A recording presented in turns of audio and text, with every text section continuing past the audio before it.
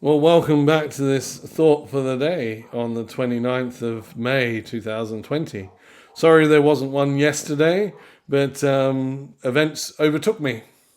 One of those events that overtook me was a Zoom meeting with other people, other clergy within the diocese in regards to social media, and this little group of us are exploring how we might better utilize social media in this time of lockdown and beyond, when things perhaps start to ease, in order to not just to service our own congregations better and make sure that the connections remain strong within our own traditional congregations, but also as a mission opportunity to take the good news that we have, that wonderful relationship that we have with God through Christ in the power of the Holy Spirit, to others out there.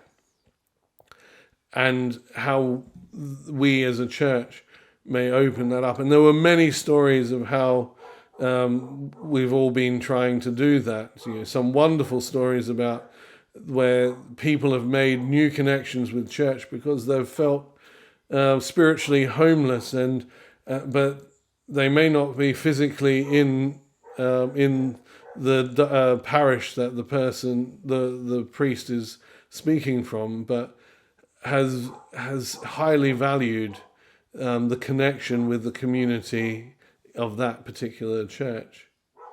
And we have to remember the value of that.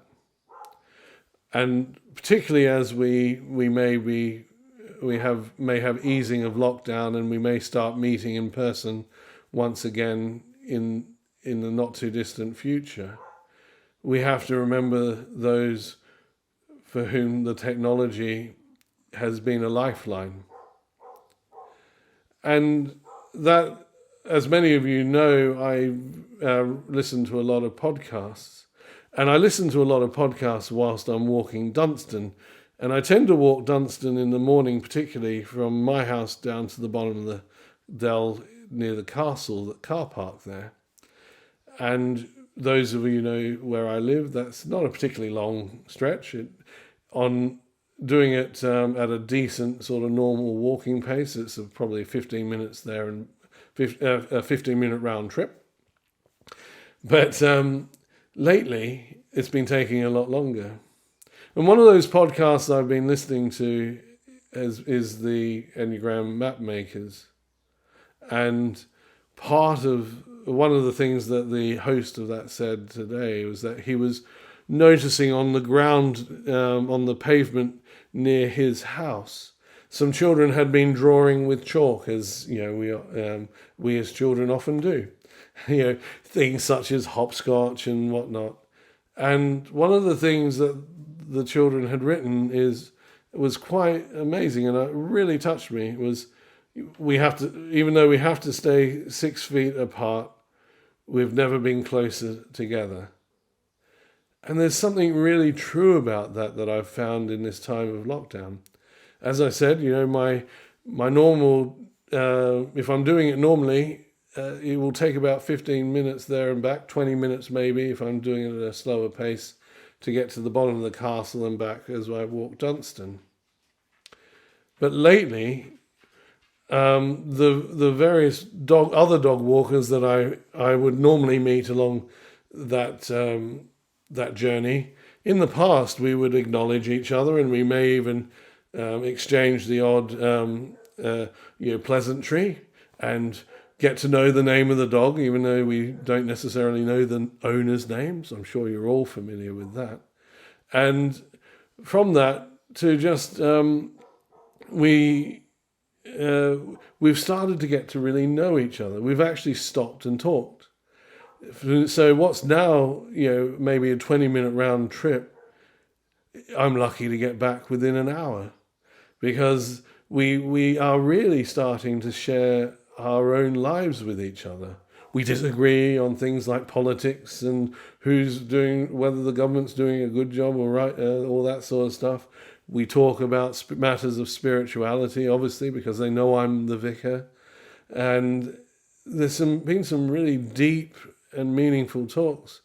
And these people for whom I didn't know their names before, I get to know their names, and we're sharing our lives with each other. And even though we're doing that from 6 feet apart or 2 meters apart, we've never actually been closer together. And I'm not sure if you're experiencing that too. But as we as a church start to think beyond our walls, and one of the real advantages of not having our church buildings open is it's forced us to think, well, actually church is not just the building, which we've always known, but the church is us. And the church is to take that wonderful relationship that we have discovered with God through Jesus Christ to other people and invite them to have that same relationship, to know how loved they are. And particularly in these times when anxieties and fears may be higher than normal, or loneliness may be higher than normal, they too can have that wonderful relationship with Christ that you and I share.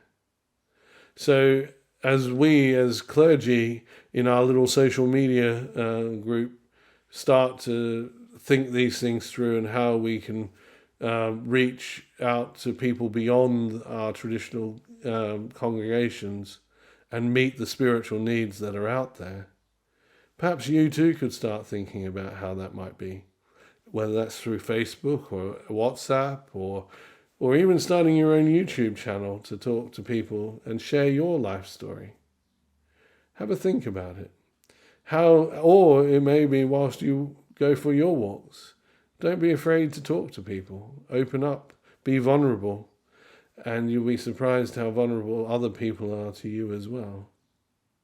And you start to, even though we are 6 feet apart, you may actually be closer than ever to people.